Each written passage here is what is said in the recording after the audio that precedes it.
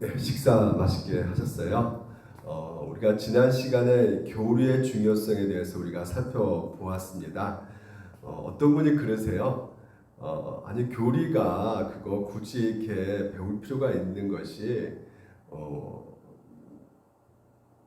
오히려 이 교리 때문에 많은 교단이 분리되고 분열되지 않았느냐.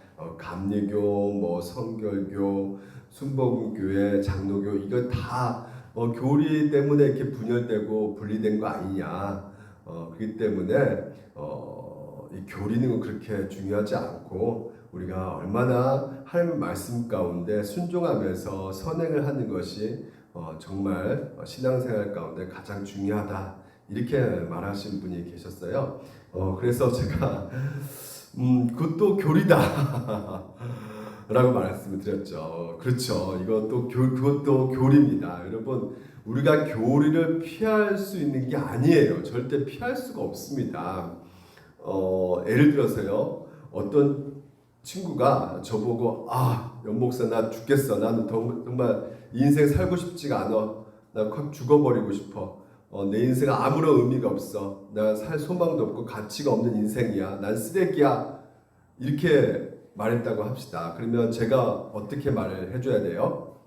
그래 빨리 죽어라. 그 스위스 가서 안락사 아주 잘한다는데 거기 가라. 이렇게 말할 수 없잖아요. 그렇죠? 어떻게든지 아주 목숨에 관련된 것이기 때문에 이 삶의 의미에 대해서 정확하게 좀 얘기해 줄 필요가 있는 것이죠. 그래서 제 나름대로 삶에 대한 중요성을 얘기하면서 너는 너의 인생에 너가 그렇게 보지만 실제로 너 인생 그런 인생이 아니야. 얼마나 소중한 인생이고 존귀한 인생이고 그래서 너에게 있어서는 아무렇지 않게 생각하지만 너는 정말 나에게 있어서는 정말 하찮은 존재가 절대 아니야. 너는 나에게 소중한 존재야. 그리고 하나님 보시기에도 너는 가장 기뻐하는 존재야. 이렇게 말을 하는 것이죠. 여러분 이런 대화 속에서 뭘 발견할 수 있어요? 거기서도 분명하게 교리의 논쟁이 있는 것을 볼 수가 있는 것입니다. 삶의 그 의미에 대해서, 삶에 대한 그 가치관에 대해서, 어떤 삶의 어떤 틀에 대해서 서로 각자의 어떤 의견을 얘기하고 있는 것이죠. 그렇기 때문에 이 교리가요, 여러분, 굉장히 중요할 수밖에 없는 것이에요. 이 교리에 대해서 정확하게 우리가 잘못 들어가게 된다면 어떤 일이 발생될까요? 그렇죠. 우리 행동 가운데 불균형적인 신앙생활이 나올 수밖에 없는 것이에요. 그렇지만 우리가 바른 교리가 들어가게 되면 우리 행동 가운데 그렇죠. 균형적인 신앙생활을 할 수 있기 때문에 이 땅에서 우리가 하나님 나라를 더욱더 확장시켜 나갈 수 있게 되는 것이죠. 그래서 바른 교리를 배워가는 것이 굉장히 중요하다라는 것을 여러분께 말씀을 드리고 싶어요. 이 교리는 정말 중요합니다. 그래서 오늘 여러분 도르트 신조 이제 시작하는데요. 먼저 이 전체적 도르트 신조를 살펴보기 전에 가장 소득적인 역사적 배경을 좀 보셔야지만이 우리가 이 도르트 신조를 좀 정확하게 이해할 수가 있어요. 그러니까 과거의 초대교회 그 흐름 가운데 이단들이 속출한 것이 비슷하게 그 이단들이 계속해서 중세교회에서도 이단이 속출돼가지고 영향을 주고 있고 그리고 또한 종교개혁 일으켜가지고 교회가 세워질 때도 이단들이 출현해가지고 알미니안주의 이런 것 때문에 그 도르트 신조가 이제 생기게 시작된 거거든요. 그렇기 때문에 우리가 과거의 역사를 좀 살펴봄으로 말미암아 정확하게 이 도르트 신조가 왜 생길 수밖에 없는지를 우리가 좀 살펴보았으면 좋겠어요. 먼저 이 초대교회 때 보게 되면요, 바로 이제 갈라디아 교회를 우리가 보게 되면 사도 바울이 이 다른 복음을 이제는 분노하시죠. 사도 바울이 다른 복음을 전하는 이 거짓 선지자들에게 향해서 이제는 아주 단호하게 얘기를 하는 것을 보게 됩니다. 그러니까 항상 그 교회가 세워지면 그 다음에 뭐가 나올 수밖에 없는 거예요. 거짓된 잘못된 교리가 흘러나온단 말이죠. 그리고 거기에 대해서 이제 교회가 모여가지고 회의를 하는 끝에 성경적인 가르침이 무엇일까 파악하고 그리고 어떻게 해요? 그 잘못된 교리에 대해서 이단으로 정죄하든지 그래서 쫓아내든지 이렇게 한단 말이죠. 그래서 초대교회 때는 갈라디아 교회에서 다른 복음이 있었고 거기에 대해서 참된 복음이 무엇인가를 전하게 되었고, 또한 중세 교회 때도 이제 펠라기우스라고 이제 다른 복음을 전하는 그 상황 속에서 이 어거스틴이 또한 이렇게 진정한 복음이 무엇이냐 선명하게 깨닫게 해주는 것이죠. 그리고 종교개혁 가운데 이제는 알미니우스 이런 이단이 또한 출연해가지고 정확하게 이제 도르트 신조를 통해서 이것은 정말 잘못된 것이다라고 이제는 판명을 이렇게 해주는 그 역사 가운데 있어 왔던 것이죠. 그래서 우리가 초대교회 때 한번 살펴보게 되면 이 거짓 가르침의 흐름을 좀 볼 수가 있는데요.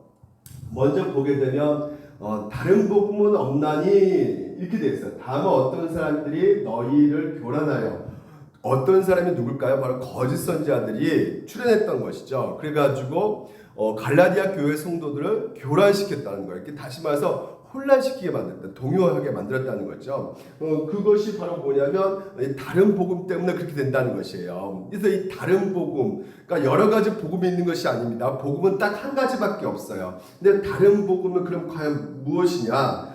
보십시오. 복음을 어떻게 해요? 변하게 한다는 것이에요. 그러니까 다른 복음은 무엇이냐면 그 특징 가운데 복음을 변하게 한다는 것입니다. 그러니까 이 변하게 한다는 것은 그 원뜻이 무엇이냐면 순서를 바꾼다는 것이에요.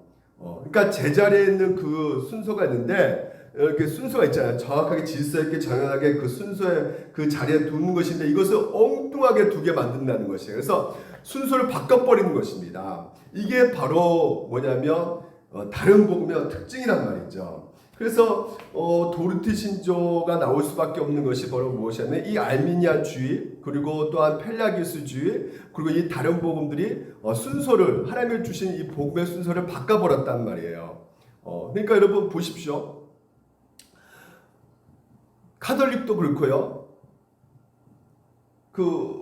이 지금 갈라디아 교회에 있는 다른 복음을 전하는 이 거짓 선지자도 그렇고 마찬가지로 그들 똑같이 뭘 말하고 있을까요? 예수 믿으란 말을 안 할까요? 예수 믿으란 말을 할 겁니다. 그리고 이단들도 말을 해요. 예수 믿으라고. 그리고 또 뭐라 그래요? 선행을 또 얘기하죠. 선행도 얘기합니다. 선행하라고 얘기합니다. 그래서 하나님 교회 같은 데는 아주 선행을 잘하고 있어요. 신천지 같은 경우도 선행을 진짜 잘하고 있습니다. 그리고 예수님도 산상수훈 가운데 선행을 하라고 그러죠. 그렇죠. 그러니까 순종의 삶을 살면서 선행을 요구하고 계시는데 바울이 말하는 이 다른 복음은 무엇이냐면, 그리고 진짜 복음은 무엇이냐면 그 차이가 순서가 바뀌어졌단 말이에요. 다시 말해서 진짜 복음은 당시 하나님의 은혜를 받았기 때문에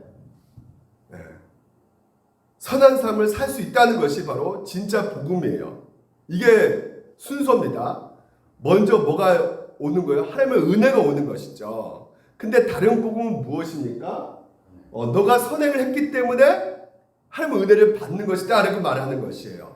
그러니까 순서가 달라지는 것입니다. 이것이 여러분 완전히 우리 신앙생활을 달라지게 만들어버리는 거예요. 이게 바로 율법주의라는 것입니다. 정확하게. 그러니까 더 깊숙이 들어가 보면요, 당시 하나님에게 조건 없는 사랑을 받았기 때문에 이제는 그리스도를 믿을 수 있게 되었습니다. 복음이죠.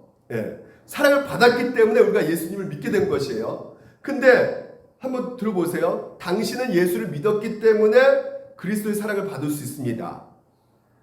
오늘 이 갈라디아 교회가 문제 바로 이거예요. 내가 믿어줬기 때문에 내가 구원받았다. 그러니까 여러분, 예수님을 믿음으로 우리가 구원받는다지만 그 믿음이라는 것이 내가 믿는 믿음으로 구원받는다는 거예요. 그러니까 다시 말해서 당신 구원받았습니까? 네, 나 구원받았습니다. 어떻게 해요? 내가 믿음이 있기 때문에, 내가 그래도 믿음을 갖고 있기 때문에 내가 20년, 30년 동안 내가 꾸준히 믿어가지고 그 믿음으로 말미암아 봉사도 하고 헌신도 하고 했기 때문에 내가 구원받았습니다. 벌써 그 주체가 어떻게 되는 것이에요? 그렇죠. 나의 믿음을 믿었기 때문에 구원받는다는 거예요. 이게 다른 복음이라는 거예요. 참된 복음은 무엇입니까? 그렇죠. 대상이란 말이에요. 정확하게 예수를 믿는 믿음으로 우리가 구원받는 것입니다. 그러니까 우리는 예수 믿는 믿음이 아니라 내 믿음을 믿는 믿음으로 구원받는다고 생각을 많이 하는데 그게 아니란 말이에요. 성경에서 그렇게 말하고 있지 않단 말이죠. 정확하게 예수님이에요. 예수님이 우리를 구원시켜 주신 것이에요. 그렇기 때문에 은혜라는 표현을 쓸 수밖에 없는 것입니다. 내가 믿었으니까 내 공로로 구원받는 것이 아니란 말이죠. 오늘 우리가 구원받는 것은 예수님 때문에 구원받는 것이에요. 아멘. 네. 그러니까 여러분, 우리가 또 오해할 수 있는 것이, 그래서 어떻게까지 가냐면 내가 믿음의 강도 때문에, 그러니까 내가 믿음이 약하기 때문에 구원 못 받는 거 아닌가 이렇게 생각되는 경우 많이 있거든요. 과연 그렇습니까? 내 믿음의 강도 때문에 구원 못 받는 건가요? 아니죠. 내가 정말 신실하게 끝까지 그냥 예수 딱 붙잡고 예수 내 믿음에 떨어지지 않는다면 내가 그 믿음으로 구원받는 것이라고 말할 수 있을까요? 여러분, 그렇지 않습니다. 우리가 믿음의 강도에서 구원받는 것이 아니라 그 강도, 세기, 나 믿음이 강하기 때문에 구원받는 것이 아니고요. 여러분, 분명히 알아야 돼요. 내 믿음의 어떤 튼튼함 때문에 구원받는 것이 아니라 예수 그리스도, 우리가 믿는 대상의 튼튼함 때문에 우리가 구원받는 것이에요. 그분의 신실하심 때문에 우리가 구원받는 것이에요. 아시겠어요? 이게 바로 복음입니다. 종이 한 장 차이죠. 예, 이게 그러니까 우리가 분별을 해야 되는 것이에요. 너무나 중요해. 이게 잘못하면 우리가 율법주의가 돼버리는 거예요. 자, 예를 들어서 보십시오. 홍해잖아요. 홍해.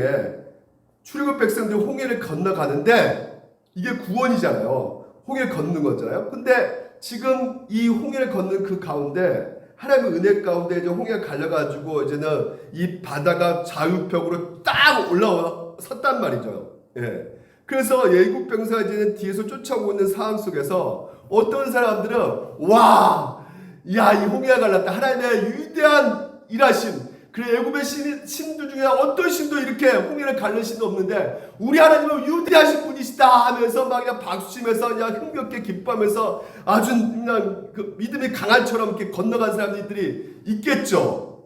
예. 근데 저 같으면 어떻게 건너갈까요? 왜 무서워? 왜? 막 그 벽이 올라가는 그 바다에 뭐가 다 보여요. 상어도 보이고 물고기도 다 보일 거 아닙니까? 아쿠아리스트잖아요. 완전히. 그러면 그 물고기가 언제 떨어질지 모르는데, 언제 그 바다가 확 덮을지 모르는데, 같이 진짜 애국병에서 수장될지 모르는데 얼마나 무섭겠어요. 저는 무서워요. 막 부러워서 어떻게 하면서 막 그냥 발로 그냥 저 이렇게 기어가면서 갔을 거예요. 믿음이 한편 없죠. 그렇죠. 근데 누가 구원받았을까요? 둘 다 똑같이 구원받았단 말이에요. 노래하면서 할렐루야 노래하는 사람도 구원받았고 뒤에서 두려워 떨면서 어떻게 이렇게 가는 사람도 구원을 받습니까? 못 받습니까? 받는단 말이에요. 그러니까 믿음의 정도에 따라서 강도에 따라서 구원받는 것이 아니고요. 누구 때문에? 그렇죠. 우리가 믿는 믿음의 대상 예수 그리스도가 얼마나 신실하신 분이시고 얼마나 위대하신 분이시고 얼마나 튼튼하신 분에 따라서 우리가 구원을 받는 것입니다. 그래서 주목해야 될 것이 무엇입니까? 우리가 얼마나 내가 많이 믿습니다. 네. 여러분 믿는 것도 하나님이 주신 선물이라고 했습니다. 에베소서에서는요. 그렇죠. 내가 잘 믿었으니까 구원받았지. 하하하! 이렇게 할 수가 없는 거예요. 그 믿음 하나님이 주신 것이에요.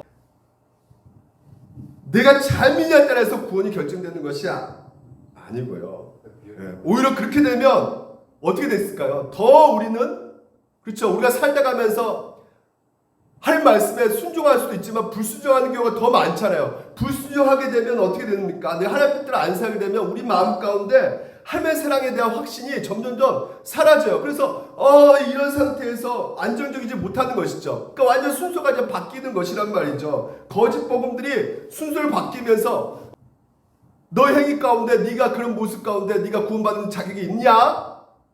네가 그 꼬라져 살고 있는데 네가 구원받을 하나님의 자녀가 맞아? 뭔가를 해줘야지. 하나님 아버지 앞에 보여줘야지. 뭔가 드러내야지 네 모습을. 헌금해. 봉사해. 그래야지 하나님께서 너를 그거 보시고 일하시지. 구원을 근거를 누구에게 두고 있는 것이에요? 하나님께 두고 있는 것이에요? 인간에게 두고 있는 것이에요? 인간에게 두고 있는 것이란 말이에요. 그런 것은 다른 복음은. 그러니까 다른 복음의 문제가 무엇입니까? 인간에게 두고 있다는 거예요. 근거를요. 인간의 행위.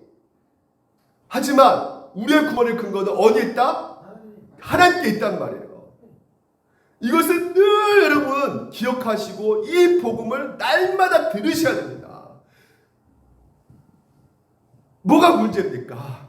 그렇죠. 만약에 구원의 근거가 나의 어떤 행위에 두게 된다면 하나님의 영광을 우리가 볼 수가 없는 거예요. 결국 내 영광이 드러나는 것입니다. 내가 아담처럼, 그렇죠, 내가 더 영광받고 싶어하고 더 인정받고 싶어하고 더 내 의를 드러내고 싶어하는 그 인간의 죄된 본성 가운데 우리가 살아갈 수밖에 없게 되는 것이에요.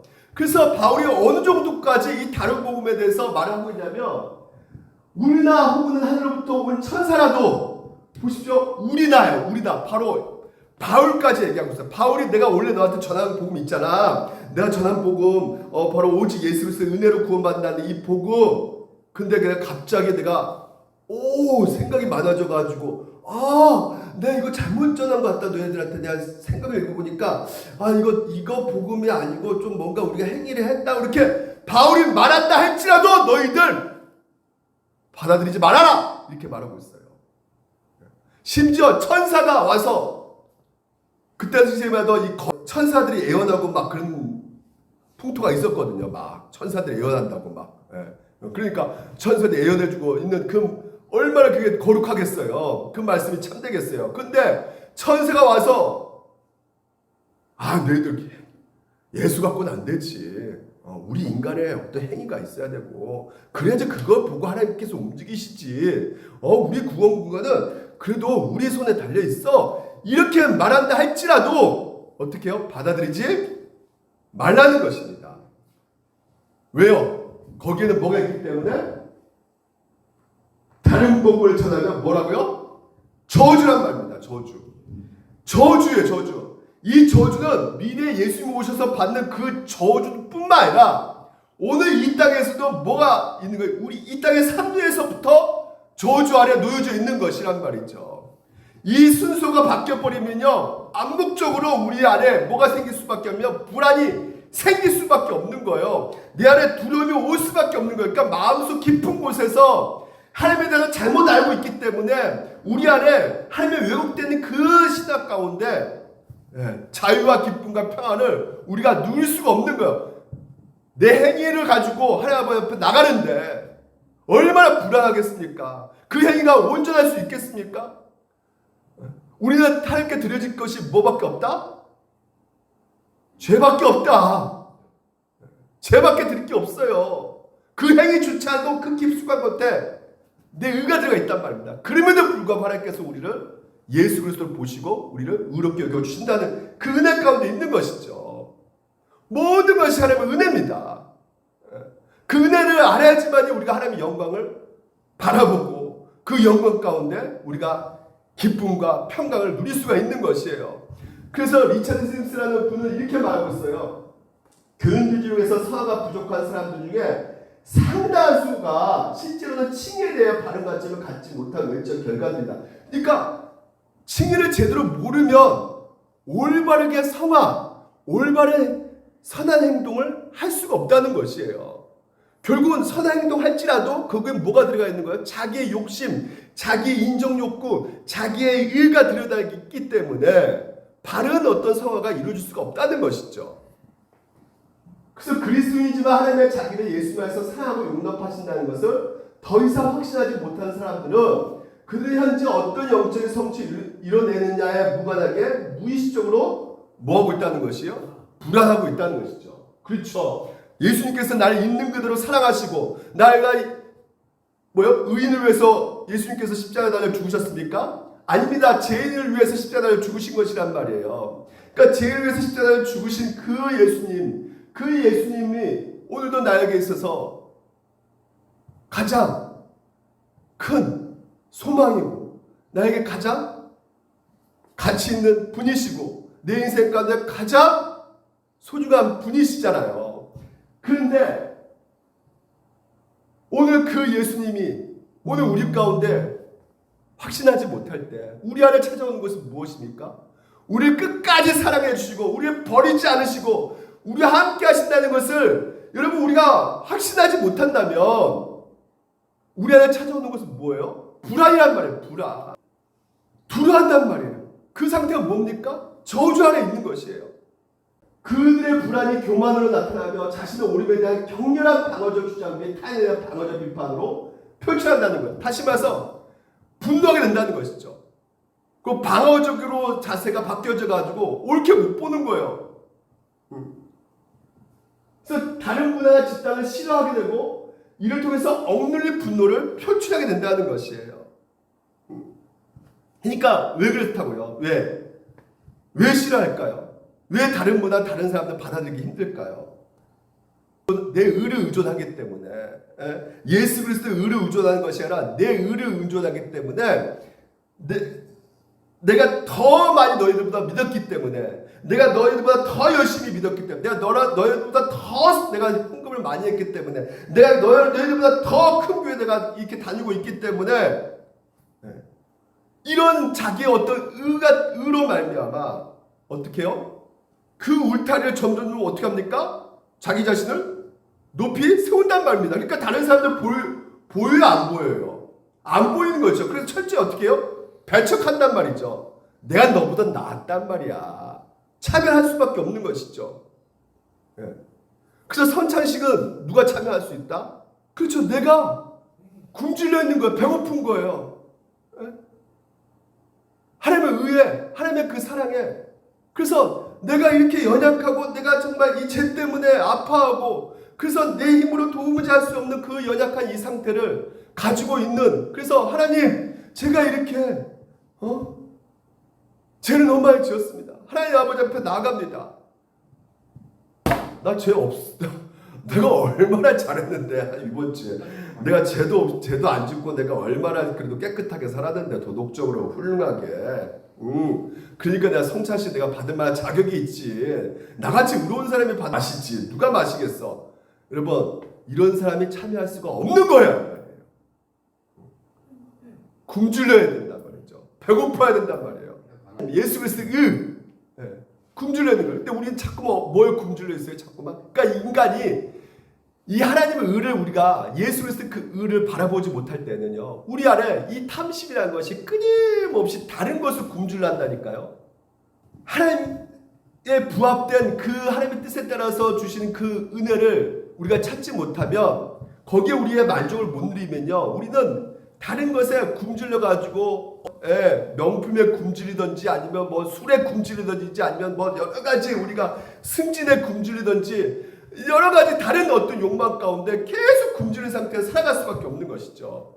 그래서 성경은 우리에게 말을 하고 있는 것이에요. 너 하나님께서 오늘도 우리 가운데 주시고자 하는 그 은혜를 너희들 굶주려 하고 있느냐. 그래서 하나님께서 우리 가운데 뭘 주셔요? 성찬을 통해서 하나님의 거기에서 은혜를 베푸시기를 원하고 계시는 거죠. 우리가 이 감각을 통해서 하나님을 우리가 만나는 것이죠. 하나님을 우리가 경험하게 되는 것이죠. 그래서 은혜를 부어주시기 위해서 그 성찬식 가운데 그걸 굶주려 하느냐, 그 은혜를 굶주려 하느냐, 아니면 너희들 무엇을 굶주려 하느냐 묻고 있는 것이죠. 우리가 맛집 탐방 아시잖아요. 맛집 탐방. 맛집 탐방 왜요? 왜 갑니까? 거의 2시간, 3시간 떨어지는데 그게 음식점이 맛있다고 소문나면 기어이 찾아가잖아요. 그럼 먹어봐야겠다는 거 아니겠습니까? 왜? 우리가 그것을 욕망하고 갈구하기 때문에. 그 마음이 중요하단 말이죠, 여러분. 정말 하나님의 그 은혜 갈구하느냐, 갈망하느냐. 오늘 우리 하나님께서 여러분을 어떤 행위 가운데 여러분의 어떤 자격이 있어서 사랑하는 것이 아니라 무조건적으로 하나님께서 여러분을 사랑하고 계신다. 여러분 이 참된 그 복음의 결과를 여러분들이 만끽하게 된다면 바울이 그다음 모습을 보여줘요.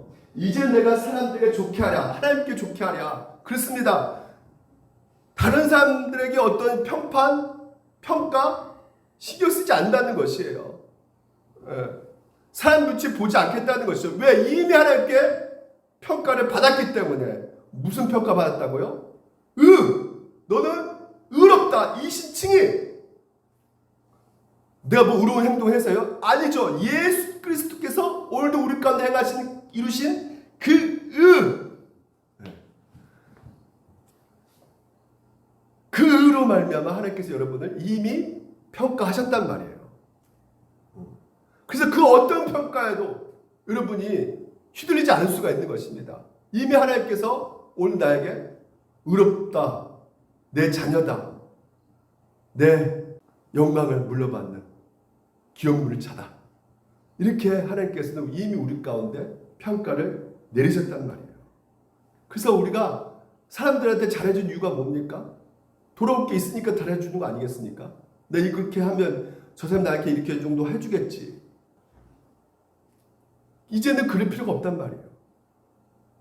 기부의 끝이에요. 주기만 하면 되는 거죠. 예전엔 내가 남에게 잘하는 것은 상대방에 뭔가 돌아온 것이 있기 때문에. 근데 만약에 내가 잘해줬는데 상대방이 안 돌아주면 어떻게 됩니까? 분노가 표출되죠. 내가 이 정도 했는데 너가 나한테 이거밖에 안 해줘? 화가 납니다.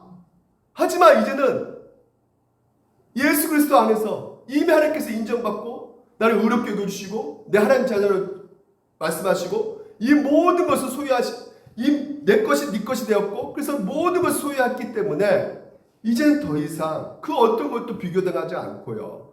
그리고 또한 그것을 하나님께서 나에게 모든 것을 다 주셨기 때문에 값없이 나 또한 그 사랑을 흘러가게 하는 것이란 말이죠. 그래서 남의 눈치 안 보고 우리 늘 남의 눈치 보잖아요. 그렇지 않습니까? 내 행동 때문에 상대방이 불쾌하지 않을까? 혹시 나에게 뭐 이렇게 잘 눈치 많이 보잖아요 우리가. 근데 이제는 우리가 눈치 보면서 행동하는 것이 아니죠. 무슨 마음으로 하는 겁니까? 사랑의 마음으로 하는 것이죠. 기꺼이 그 은혜 가운데. 그래서 눈치 보고 한다는 것은 결국은 뭐예요? 나한테 잘해주면 인정해주고 나한테 잘 안 해주면 나도 무시해버리고. 근데 이제 더 이상 예수 그리스도 그 은혜 가운데 사람을 무시하지 않죠. 차별하지도 않습니다.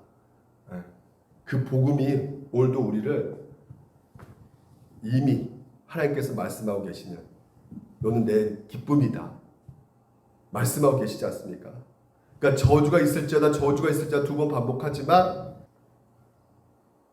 예수 그리스도께서 어떻게 하고 계세요? 그리스도께서 우리를 위해서 저주를 받은 바 되사 율법의 저주에서 우리를 속량하셨으니 기록된 바 남에 달린 자마다 저주하여 있는 자라 하였습니다. 누가 저주를 받았어요? 우리가 받아야 될 저주를 대신해서 예수 그리스도께서 받으셨단 말이죠. 그래서 오늘도 예수님께서 우리 가운데 행하신 일 때문에 우리에게 있어서 진정한 안정과 행복을 우리가 찾게 되었고요. 이젠 더 이상 하나님께서 우리를 죄의 노예로 만들지 않기 위해서 끊임없이 어떻게 해요? 이 복음을 우리 가운데 들려주게 하셔가지고 자유하게 만드시고 그리고 진정되게 오늘도 내 정체성을 바르게 알므로 말미암아 내가 지위가 어떤 존재인 것을 내 신분이 어떻게 변화되는 것을 정확하게 알려줌으로 말미암아 우리의 삶 가운데 당당하게 그 어떤 것도 환난이나 적신이나 위험에 가느냐 그 어떤 것도 하나님의 사랑에서 끊을 수 없으리라. 이 복음이 우리 가운데 여러분들에게 영원한 만족감을 주실 것입니다.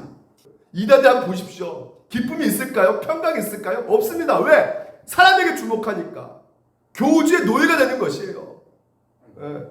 교주 노예가 된다는 것이니까 교주 눈치만 보고 다니는 거예요. 교주 그 말 한마디에 그냥 휘둘러지는 것입니다. 불안하고 두렵고 막 떨리는 거예요. 저주받을까봐.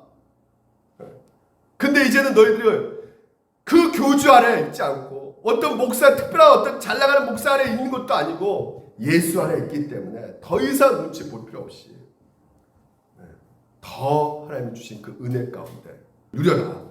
오늘도 하나님께서 말씀하고 계십니다. 그래서 어떻게 하시는 거예요? 그리스도께로 나오시길 바랍니다. 아멘. 그리스도께서 날마다 여러분이 나오셔서 그 은혜를 누리셔야 되는 것이에요. 다른 복음은 결코 여러분 가운데 평강과 자유를 주지 못합니다. 그래서 날마다 복음 안에 거하는 여러분 되시기 바랍니다. 우리가요, 오늘은 이 초대교회 그 다른 복음에 대해서 말씀드렸어요. 다음 시간에는 이제 중세교회 때 펠라기우스에 대해서 좀 말씀을 나눠보도록 하겠습니다. 그래가지고 차츰차츰 그 역사적 배경을 알므로 말미암아 역사가 바로 이 거울이거든요. 그렇지 않습니까? 우리 신앙생활 가운데 하나님께서는 야 너희들 이렇게 해라 저렇게 해라 뭐 무당 점쟁이처럼 이렇게 알려주는 것이 아닙니다. 역사를 보라는 것이에요. 이렇게 다른 복음이 있었고 또 중세교회도 다른 복음이 있었고 앞으로도 다른 복음이 있을 것이고 미래도 뭐요? 다른 복음이 늘상 우리 가운데 드러날 것이다. 그렇기 때문에 어떻게 해요? 너희가 복음을 들으라 이거예요. 그러니까 우리는 복음을 가까이 하고 예수 그리스도로 나아가야 되는 것입니다. 들으셔야 돼요. 뭐 미래에 뭐 누가 그러더라고요. 목사님. 야 목사님 우리 이제 이스라엘 승리를 위해서 기도해야 되지 않겠습니까? 이스라엘이 나라가 국가가 회복돼야 되지 않겠습니까? 지금 이제 전쟁하고 있는데 그래서 이스라엘 승리를 위해서 기도합시다. 지금 여러분 이스라엘하고 지금 팔레스타인에는 믿는 사람이 없습니까? 네? 팔레스타인도 믿는 사람이 있어요. 유대인들도 믿는 사람이 있고 팔레스타인도 믿는 사람이 있어요. 그러면 이스라엘 국가가 회복시키기 위해서 그 이스라엘 승리를 위해서 기도한다고요? 성경을 모르니까 그러니까 참된 진리를 가운데 우리가 거하지 못하니까 하나님의 마음을 모르니까 엉뚱한 데로 가는 것이에요. 성경에 이렇게 말하고 있어요. 에레미야가 말합니다. 여호와의 성전이라 여호와의 성전이라 여호와의 성전 하는 거짓말을 믿지 마라. 뭐 어디가 성전이고 제3성전이고 에루살렘 제3성전이니까 에루살렘을 이스라엘 정복해야 하면 이제 예수님이 다시 그따위 할 말 하지 말고 너희가 만일 길과 행위를 참으로 바르게 하여 이웃들 사이에 정의를 행하며 이방과 고아 가부를 압제하지 아니하며 무죄한 자의 피를 이곳에 흘리지 아니하며 다른 얼마나 그 전쟁 가운데 죽어갑니까? 자기 어린 아이들이 전쟁에서 총 갖고 싸우는 것을 그거 보면서 잘한단 말입니다. 그러니까 어때요? 팔레스타인들도 가만히 있지 못하는 거예요. 이스라엘 하는 자기 땅인데 와서 뺏어가니까 얼마나 화가 납니까? 그러니까 서로가 서로를 어떻게 죽이는 거예요. 계속 선한 시민들이 죽어가고 있는 것입니다. 그럼 뭘 놓고 기도해야겠습니까? 오직 그들 또한 팔레스타인도 복음으로 치료될 수밖에 없는 것이고 유대인들도 이스라엘도 복음으로 치료될 수밖에 없는 것이에요. 영적 이스라엘은 우리입니다. 우리 예수 믿는 그들이 이스라엘이 아니라 우리가 그래서 예루살렘에 예수님께서 뭐라 그래요? 그 로마가 그 예루살렘에 성전에 있을 때 예수님께서 직접 이렇게 말하잖아요. 우셨어. 그 갖고 막 싸우니까 막 성전 갖고 막 우십니다. 거기가 뭔데요? 원래 평화의 터전인데 뭘 보라는 거예요? 역사를 통해서 인간의 이 죄가 얼마나 큰지를 보라는 거예요. 인간의 죄가요 얼마나 큽니까? 이렇게 사람을 죽이고 얼마나 많이 죽입니까? 평화입니다. 평화. 기도하셔야 됩니다. 복음으로 정말 그들 가운데 평화 이루어지게 해달라고. 승리가 아니라 평화입니다. 이기는 게 아니라 평화입니다. 평화. 기도하겠습니다.